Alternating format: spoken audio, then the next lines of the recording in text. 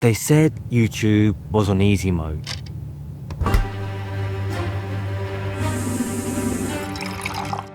It was supposed to be the path to freedom. And that's why you're here. You want to be free. So did I. At first, I thought posting was enough. Record, publish, repeat. Record, publish, repeat. Record, publish, repeat. I hit upload and nothing. 12 views. No one gave a fuck. And that's when the walls began to close in. The noise got louder inside my head. Every mistake echoed like a failure. The scar tearing through my ego. I doubted if I had what it took. I wanted to quit, to reject and repress the pain. I wanted to burn it all to the ground. But rock bottom has a strange clarity. Because in the darkness, I found a light. And it wasn't human. It was something else entirely. So I locked the door and I told myself, I'm not leaving this room until I figure it out. I realized the game was changing, evolving right before my eyes. The tools weren't mocking me, they were waiting. So I kept going, I kept prompting, and I realized AI wasn't the enemy. It was the key that could unlock everything I'd ever dreamed of. To create worlds with nothing but my fingers and the keyboard, I could make the universe dance. This was when I realized freedom doesn't come from running from the weapons of change. It comes from embracing change and bending the world to your will. Now, if you've made it this far, let me ask you this. Do you wish you could make cinematic AI videos from anywhere in the world? Well, today I am in Bangkok, Thailand, the place I've called home for the last 3 years. And in the next few minutes, I'm going to share exactly how I made that video you just watched, so you can start making cinematic AI videos starting today. Now, I just want to say, if you are serious about content creation and actually want to turn content into an online income that actually creates true freedom in your life, then you have to join the Creators Edge Lite. This is our brand new community full of content creators, online entrepreneurs, and world travelers. We have an incredible community, live calls, as well as tons of video lessons you can get started on right away. So if you're looking to become a top 1% AI content creator, to grow a vlog or YouTube channel to over 100,000 subscribers, or just turn content into a predictable, consistent online income, make sure to scan the QR code that's on the screen right now, or click the link in the description below and claim your free membership. Look, it's not going to be free forever, but it is free right now. I've watched so many AI tutorials and they always seem to be missing something. So I want to give you a full breakdown end to end of how I made this. So step one is inspiration. Very rarely do we just think of something amazing out of thin air and go and make it. Now, I got inspiration from this video here. So this guy, Livrone Clever, don't know if I'm pronouncing that right, never heard of the dude before. He's got 2,000 subscribers on this, but I saw this and I was like, holy shit, I feel pumped watching this. I am inspired by this. So step one for me was to get inspired. Now, step two for me was to find the actual idea of the video. I'm feeling inspired, but what's the actual idea? The idea is everything. If you have a shitty idea, you're going to have a shitty video. So I'd seen lots of these videos coming up online, like Pov, you locked yourself in a room. We got Jamie Robbins here. I locked myself in a room till I made a meal. You got Daniel Dalen, I think it is. Pov, you locked yourself in a room for 1 year and changed your life. So I really like the idea of locking yourself in a room until you get desired outcome. And because my brand, a lot of it's around world travel, location independence, personal sovereignty, I like the idea of locking myself in a room until I achieved freedom. Step three is actually the music. This is a wildly overlooked part of the video, right? You really want to pick the music before you actually go into creating the shots, because you want to sit with it, you want to vibe with it, you want to sort of feel the style and vibe of the video. So for me, I picked Vivaldi's The Four Seasons. I wanted something that was a little bit dramatic, but a bit classical and classy and cinematic as well. So this felt right for me. Step four is the storyboard. And this is really what separates pretty bad videos to pretty good videos. And this is really an ongoing process. As you can see, I sort of mapped out all of my individual shots with the dialogue beneath them. This was really an ongoing process. So I would like make an image, put it in here, you know, move it around. But I really recommend just storyboarding this out. So I could see here, for example, the opening lines. I'd have these shots and I can sort of see, you know, how the journey is playing out for this particular character. And this is really good because you can sort of break your workflow down, say, cool, I'm going to storyboard this out, and then you can add your images onto here. Step 5, before we actually go on to making any images, is to get the style locked down. So what I did was I actually screenshot the inspiration video. So I really liked the vibe that this guy had in his video, and I screenshot it. And I just put into ChatGPT, hi, can you describe this framing, style, composition, color grading, etc. for a realistic text-to-image prompt? But please change it to be more like a Bangkok-inspired condo room and change the trading and crypto elements to be more like that of an aspiring blogger. Please leave out the character from this scene for now. So what this allowed me to do was basically get a prompt. So if I go down here, I've got a prompt here that's going to give me the color style, the color grading, etc. So I can see here ring light and RGB LED strip accents. That's sort of like the things that's happening in the room. Warm orange tungsten lighting mixed with purple LED glow, cinematic shadows from blinds, moody and realistic atmosphere, detailed textures of plaster walls, industrial pipes, symmetrical wide framing, shot on a 35mm lens, filmic graining. So this allowed me to sort of take that and add that into the prompt so it would give me a consistent cinematic feel like I've got in the video. Now, you can just say to ChatGPT, hi, I want you to include this color grading, camera lens, and cinematic style in all prompts moving forward, so you don't have to continually copy and paste your prompts over to another doc or just continually remind ChatGPT. Now, before we can actually move on to the images, step 6 is the shots. So I just want to give you a bit of context into the shot styles here. So what I tried to do where possible, where needed, was follow like a wide establishing medium close-up shot to really give it that little bit of cinematic feel here. Now, I didn't do this everywhere, but I'll show you a few examples where I did. So I had sort of a wide shot, or more like a God's eye view shot of being in the bathroom.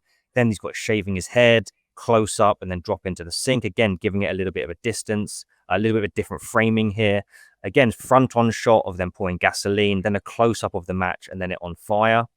Then I again did a few more, just changed the scenes here. So like an overhead shot to like a wide shot to a close-up shot. And again, where this was really important was in changing locations, right? So if I look here, walking down the close-up shot of putting the postcard in the pocket, walking away, we've got the airport here, then we've got a medium shot here, then we've got a very wide establishing shot of coming into Bangkok. But then, you know, we need to get to the island. The island. So there's a wide shot here of the bus, and then the close-up or medium shot of actually being on the bus. Then we've got the aerial drone shot of the boat. Then we've got like the medium shot of actually being on the boat. Then we've got the wide establishing shot of actually being on the island. Then we've got the close-up of the postcard, and then the sort of arrival. Now, I want to sort of point out one thing here. So what I noticed in the video was that there was lots of references. This is great storytelling. Now, I'm not a great storyteller, but what I am is a great fucking thief, right? I'm a great thief of good ideas. So what you'll notice in this video is there had to be a payoff. Like, what was the payoff? What was the thing that the character was working towards? So there's lots of images there of a Porsche, right? And this Porsche continually comes up again and again in the video. Now, at the end of the video, the payoff is the subject gets the Porsche. So I love this. So what I actually did was I took a screen grab of the Porsche. I said, please, could you show an old dated postcard of PP Island in Thailand similar to the Porsche below? So I could actually, again, try to show visually what the subject was working towards rather than just say it. I tried to show it, and I used inspiration from this video. But for this subject, for my character in the video, the payoff was the island, not the Porsche. So now we are on to step 7, which is actually creating the images. Now, it's really important to do all this groundwork because it's going to make everything a lot easier.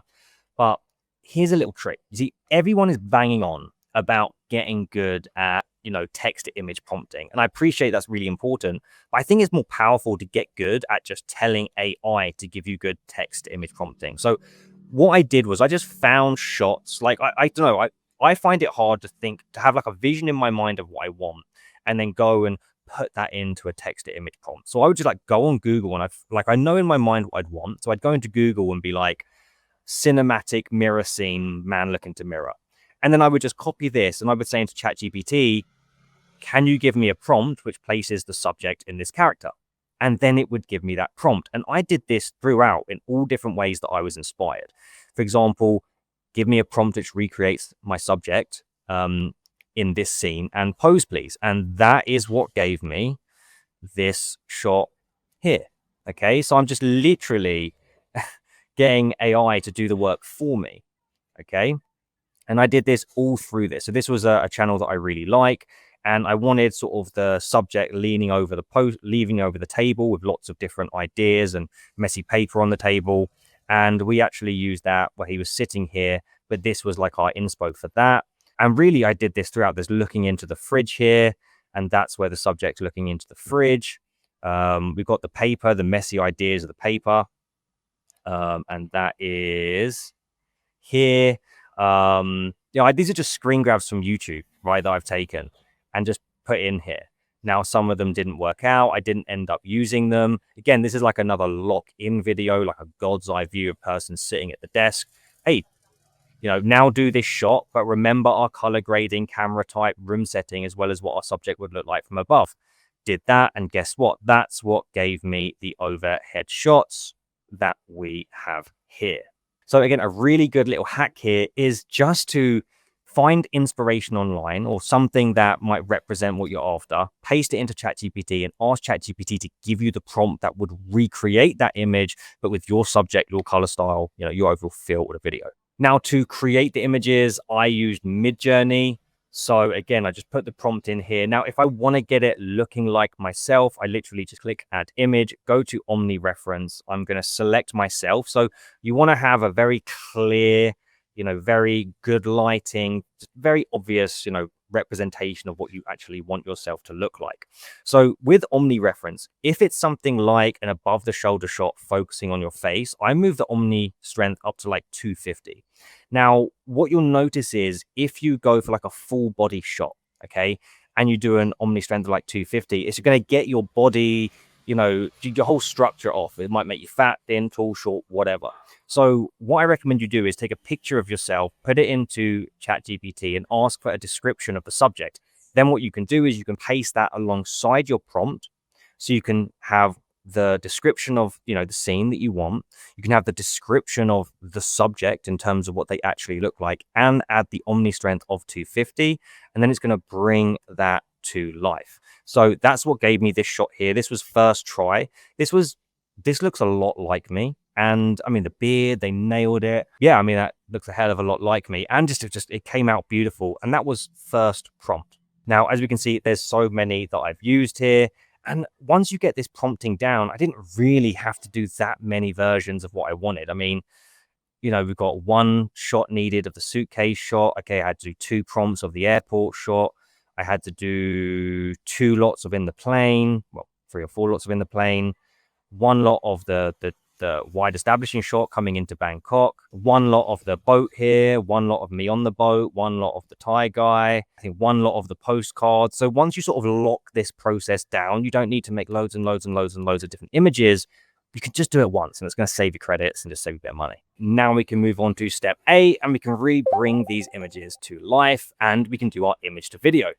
Now, what I used for image to video was I used Seance 1.0, and I actually used it via this website, imagetovideo.org.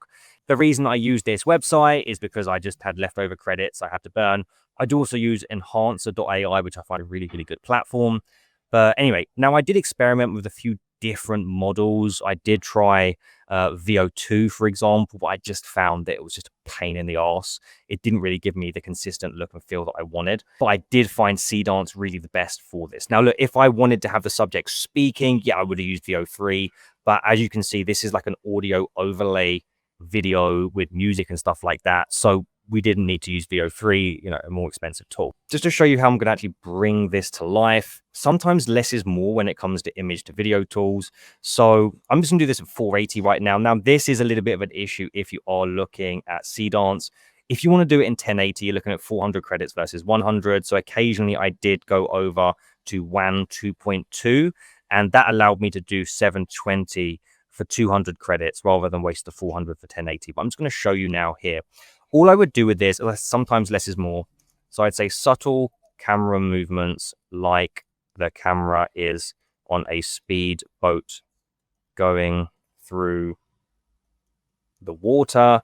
The subject remains perfectly still, looking off into the distance, stoically, and click generate.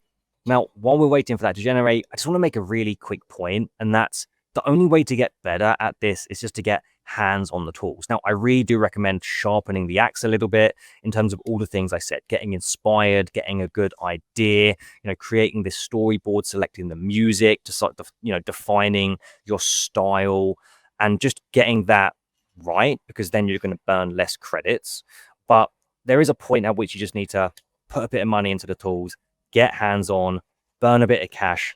But even though you might be spending a little bit of money learning the tools, you're just becoming a more valuable person because you're learning so quickly. I recently, when I was back in the UK, I went to a friend's for the weekend and we were like, right, we are going to smash out this 100% automated, like NAN, just fucking AI show. And we're just going to fly through it. And I spent like 12 to 14 hours just sort of getting comfortable with the tools. So my biggest advice is to just get hands on. Anyway, okay, so we have got our video here. Perfect. Okay, as we can see, subtle camera movements as if we're on a speedboat here. The water's moving naturally in the background. The subject is looking off, blinking, you know, naturally. So really happy with that. Now, the last thing, the sort of cherry on the cake here, was the audio. So there were certain shots that I wanted to add a little bit of audio to bring it to life. For example, there was the kettle boiling, the razor, there's the match and the fire. There was the walking away here. And there was the sipping. Now, all I did for that was I actually went to 11 Labs and I just went to their sound effects here and I just searched for what they existing had. So I just put kettle boiling and then it's going to come up with different kettle boiling sounds. I mean, you might need to spell it correctly, but that is the general premise. Anyway, there you have it. That is exactly how I made that cinematic vlog style video. Now, I just want to say, if you like this video, please do think about subbing to the channel and let me know what you thought in the comments below. I'm just really curious. Did you find this useful? Did you find this a sack of shit? Do you have any feedback from me? I'd love to know. And I look forward to connecting with you in the Creators Edge too.